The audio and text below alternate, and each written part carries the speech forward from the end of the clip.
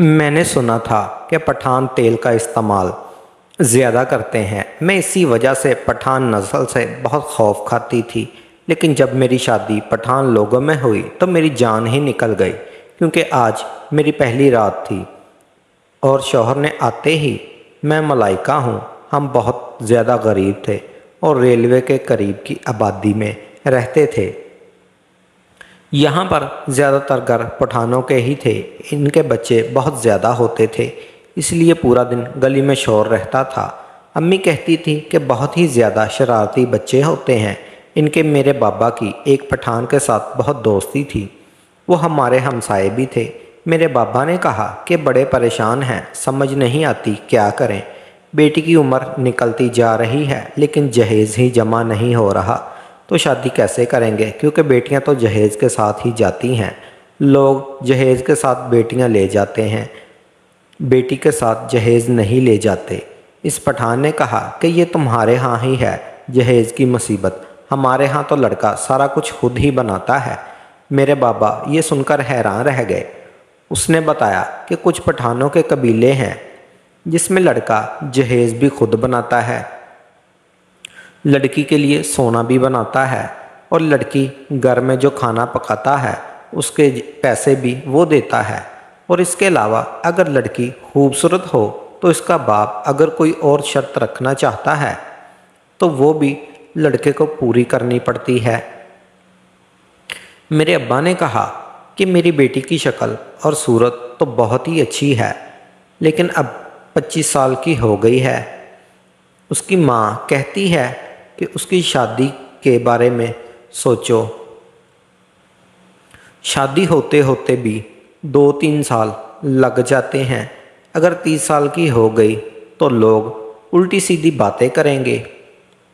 बाबा को इसके दोस्त ने कहा कि तुम पठानों में शादी क्यों नहीं करते, लेकिन बाबा ने कहा कि हम लोग तो पंजाबी हैं, पठानों में रिश्ता कैसे करेंगे। उन्होंने कहा आजकल कोई फ़र्क नहीं पड़ता, पठान रिश्ता ले आते हैं। मैं अपने दोस्त से बात कर लेता हूँ, उसका एक जवान बेटा है जो कि बहुत ही ज़्यादा नेक है। इसके साथ तो अपनी बेटी की शादी कर लो, जहेज़ और सोना भी वो खुद ही बना देंगे, तुम्हारा तो कोई खर्च ही नहीं होगा। मेरे बाबा को ये बात बहुत अच्छी लगी, लेकिन जब उन्होंने ये बात अम्मी से की तो अम्मी ने कहा कि हमारी बेटी इस माहौल में कैसे रहेगी। अब्बा ने कहा आजकल सबका माहौल एक ही जैसा हो गया है, हर घर में फ़ोन है, कौन सा वो लोग पहाड़ पर रहते हैं, अच्छा भला घर है उनका, और ज़्यादा से ज़्यादा क्या बस पर्दा करवाएंगे। तो ये हमारे यहाँ भी करती है और पर्दा करना अच्छी बात है। अम्मी अब्बू इस बात पर मुतमिन हो गए, क्योंकि इसमें कोई खर्च भी नहीं हो रहा था। और लड़के की तस्वीर दिखाई तो वो भी बहुत ज़्यादा खूबसूरत था। लड़के की माँ भी ज़िंदा नहीं थी, सिर्फ उसका एक बाप था। उन लोगों को शादी की जल्दी थी क्योंकि घर में कोई औरत नहीं थी, इसलिए उन्होंने कहा कि शादी एक माह में ही हो जाए तो अच्छा है। उन लोगों ने कहा कि आप लिस्ट बना दें, आपको जो भी सामान चाहिए आपसे मैं लिख दे, हम लड़की के लिए वो सारी चीज़ें ले लेंगे। हम लोग तो खुशी से निहाल हो गए, पर अब्बा ने लिस्ट में सब कुछ लिख दिया। इन लोगों को कोई मसला नहीं था। इसके अलावा उन्होंने कहा कि हम 5 तोले सोना पहना सकते हैं, इससे ज़्यादा नहीं। हम लोग तो खुश हो गए, हमें तो लगा था वो 1 तोला भी नहीं पहनाएंगे, तो बड़ी बात है। वो तो 5 तोले सोना पहना रहे थे, और उन्होंने खाने के पैसे भी, जिसको वो वलीमा कह रहे थे, वो मेरे बाबा को 1.5 लाख रुपया भी दिया। इसके अलावा उन्होंने कहा कि कोई आपकी शर्त है, तो हमने कहा कि बेटी को खुश रखे और हमारी और शर्त नहीं है। पर मैं थोड़ी सी डरी हुई थी, क्योंकि हम सब यही सोचते हैं कि पठान हमारे मामले में कुछ ज़्यादा ही सख्त होते हैं। इनके अपने असूल होते हैं, इनके घर में बहुत ज़्यादा तंग माहौल होता है, वो पर्दे करवाते हैं, कहीं आने जाने नहीं देते। लेकिन दूसरी तरफ ये भी सोचते हैं कि पठान ज़्यादा खूबसूरत होते हैं, बहादुर होते हैं और औरतों का ख्याल रखते हैं। मेरे दिमाग में अजीबोगरीब किस्म के ख़यालात आ रहे थे। मैं नहीं जाना चाहती थी इतना दूर, और मैं सिर्फ यही सोच रही थी कि मैंने इतना दूर नहीं जाना, लेकिन अम्मी ने समझाया। अम्मी ने कहा, बेटी चाहे साथ वाले घर में चली जाएं, माँ बाप के लिए तो पराई ही हो जाती है। दूसरे मोहल्ले की गली में भी घर हो, लेकिन हमें तो नहीं पता कि उसके साथ वहाँ पर क्या हो रहा है। उन्होंने कहा कि ससुराल तो सबका एक जैसा होता है, और मर्दों का क्या, उनकी एक ही दुखती रग होती है। प्यार से पेश आना, उसकी हर बात मानना, उसकी इज्जत का ख्याल रखना। 10 बातें तो उसकी मान लेना, 5 बातें वो तुम्हारी भी मान लेगा, सारा कुछ ठीक हो जाएगा। मैं रुखसत होकर चली गई। मेरे लिए वाकई ही उन्होंने सारा सामान भी खरीद लिया था। घर भी अच्छा था, सब कुछ ठीक था, और मेरा शौहर भी बहुत ज़्यादा खूबसूरत था। उसका नाम खलील था। 1-2 हफ्ते तो सुकून से गुजर गए। एक दिन मैंने खलील को एक अजीब काम करते हुए देखा। उसने सहन में चारपाई बिछाई हुई थी। रात हो चुकी थी, सारे काम मैंने ख़त्म कर दिए थे, और वो इस चारपाई पे थोड़ी देर के लिए बैठा था।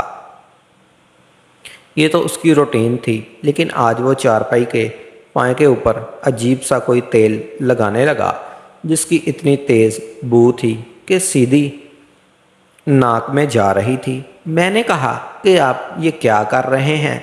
तो कहने लगा कि तू तो दूर से आई है, ना तुझे पता है ये रवाज होता है, सोने से पहले चारपाई के पाए के ऊपर ये एक ख़ास किस्म का तेल क्यों लगाया जाता है, ताकि कोई कीड़ा या मक्खी वगैरह ना आए। मैंने कहा, लेकिन इसकी इतनी बदबू आएगी तो हमारे ही दिमाग में जाएगी। खलील ने कहा कि तुझे भी बुरी लगी? इसके बाद उसकी आदत हो जाएगी, उसके बहुत फ़ायदे हैं। इसको लगाने से नींद भी अच्छी आती है। मुझे लगा शायद वाकई ही कोई रवाज है। खैर, बर्दाश्त करके मैं बैठ गई। खलील ने कहा, मेरे थोड़े पाँव दबा दो। मैं उसके पाँव की तरफ बैठी थी जहाँ उसने तेल लगाया था, और वो बदबू सीधी मेरे नाक में जा रही थी। उसके बाद कहने लगा कि अब्बा की तबीयत ख़राब है, थोड़ा उनके भी पाँव दबा दो, फिर आकर सो जाना। मैंने कहा कि ठीक है। मैं ससुर के कमरे में चली गई।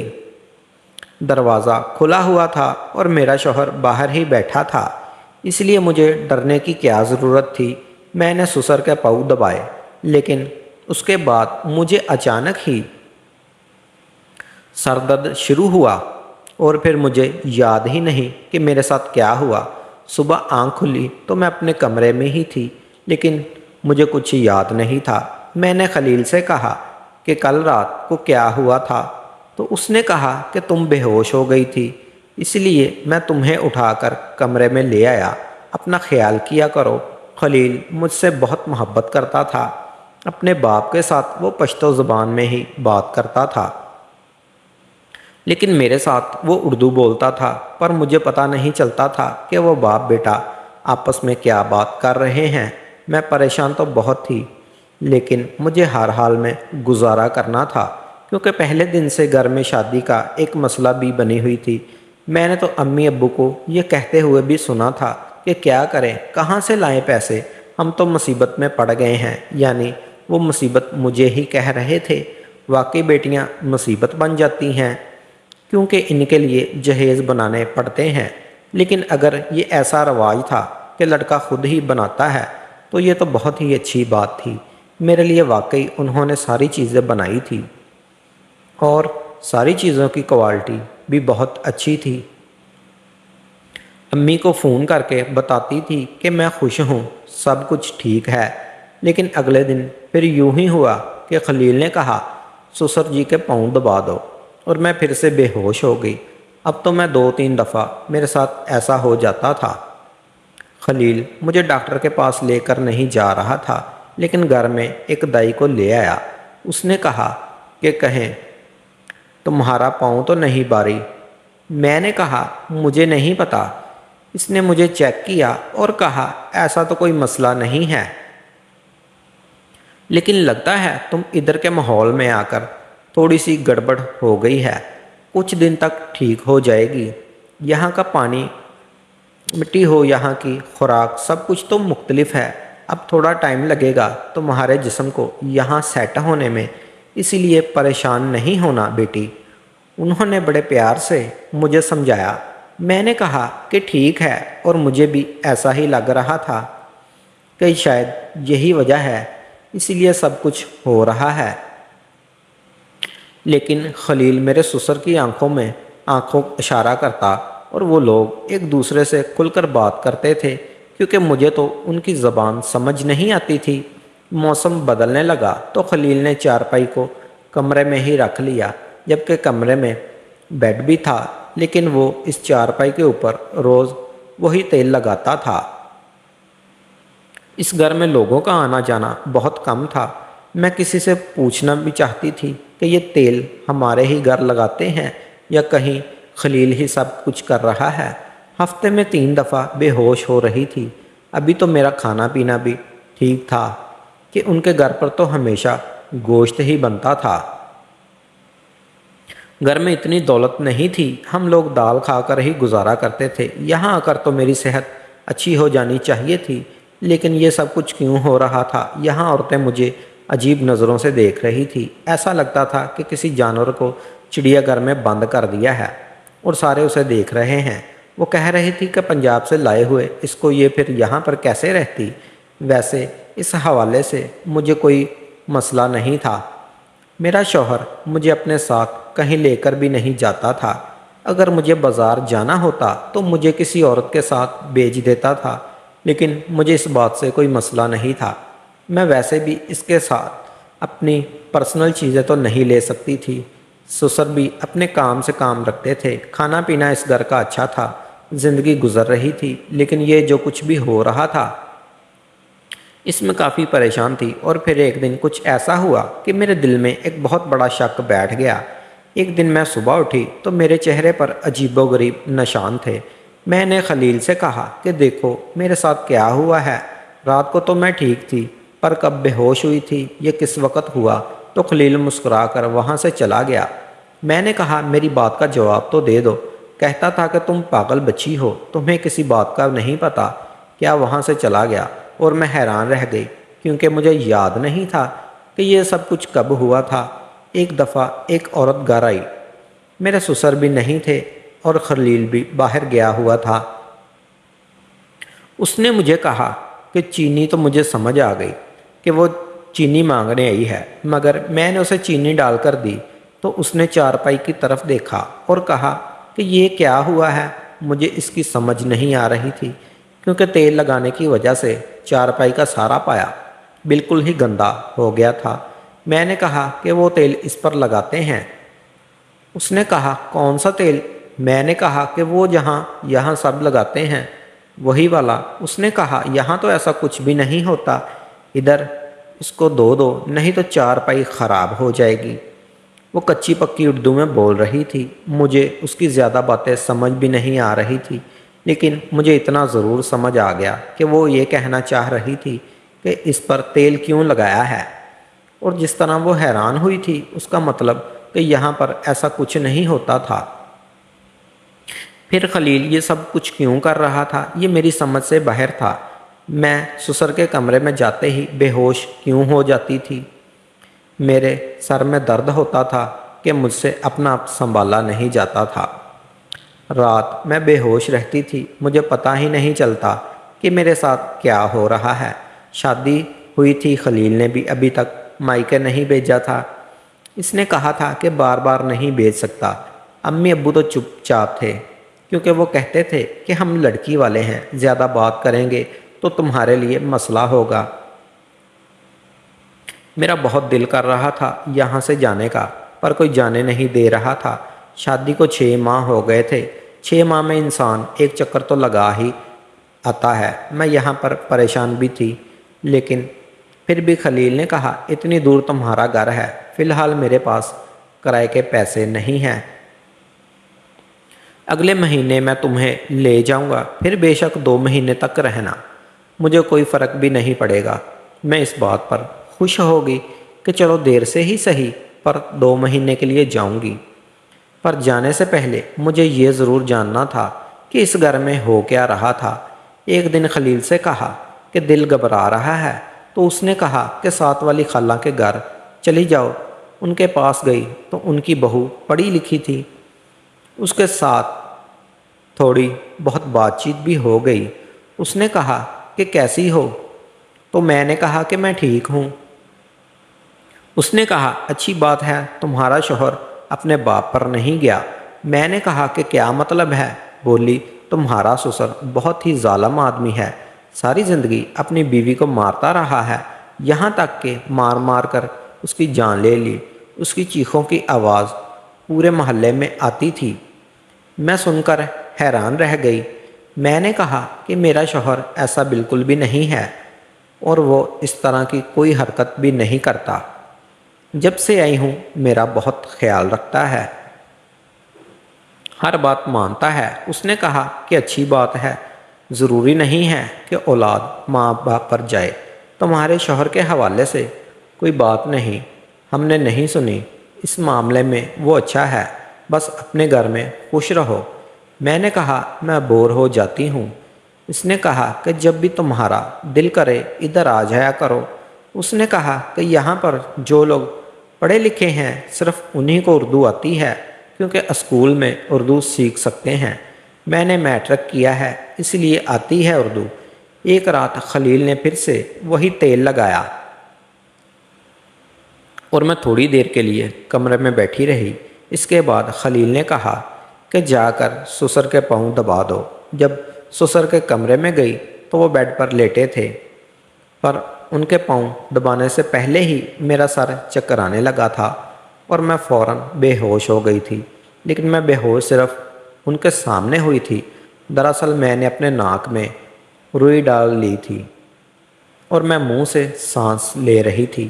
میں نے یہ پلان بنایا تھا اور میں دیکھنا چاہتی تھی کہ آخر میرے ساتھ ہوتا کیا ہے۔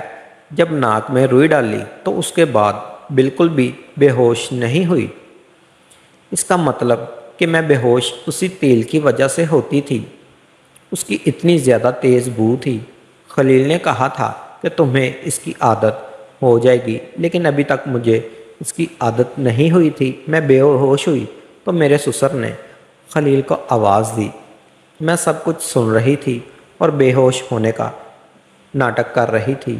خلیل وہاں پر آیا اور میرے سسر نے کچھ کہا، شاید ان کا مطلب تھا کہ یہ بے ہوش ہو گئی ہے، اسے اٹھا کر لے جاؤ۔ یعنی وہ میرے ساتھ اچھا کچھ نہیں کر رہے تھے، میں بے ہوش ہو گئی تھی تو مجھے اٹھانے کے لیے میرے شوہر نے آنا تھا۔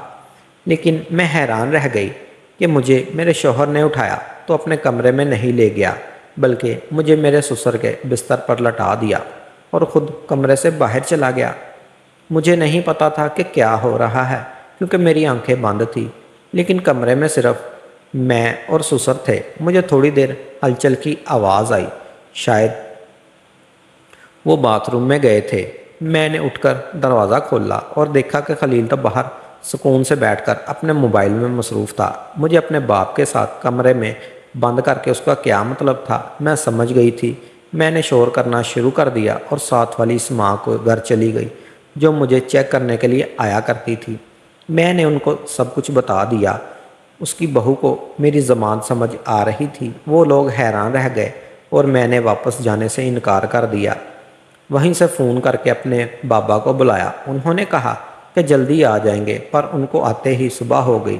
میرے ابا پولیس میں کمپلین کرنا چاہتے تھے، لیکن انہوں نے کہا ادھر پولیس کمپلین نہیں چلتی، یہاں جرگہ ہوتا ہے، شام تک جرگہ بیٹھ جائے گا۔ مجھے وہاں یہ جانے کی اجازت نہیں تھی، لیکن میرے ابا گئے تھے اور انہوں نے جا کر سب کچھ بتا دیا تھا۔ ہم لوگ بری طرح پریشان تھے۔ میرے شوہر نے شاید میرے ساتھ یہ اسی لیے کیا تھا کیونکہ میں اس کی ذات کی نہیں تھی، تو اس نے سوچا کہ یہ تو ویسے بھی باہر والی ہے، اس کے ساتھ یہی کرنا چاہیے۔ دونوں باپ بیٹا مل کر میرے ساتھ غلط کاری کرتے تھے۔ جو تیل وہ چارپائی پر لگایا کرتے تھے، اس طرح کا وہاں کوئی رواج نہیں تھا، بس وہ مجھے بیوقوف بنا رہے تھے۔ تو پیارے دوستو، ہمیشہ چاہیے کہ اپنے خاندان میں ہی شادی کرے، اور والدین کو شادی کرنے سے پہلے ہمیشہ چاہیے کہ وہ بیٹی کے سسرال کی اچھی طرح چھان بین کر لے تاکہ بعد میں پچھتانا نہ پڑے۔ اور ہمارے بزرگوں کو چاہیے کہ ہر حال میں اپنی اولاد جیسی لڑکیوں کو عزت دیں۔ کہ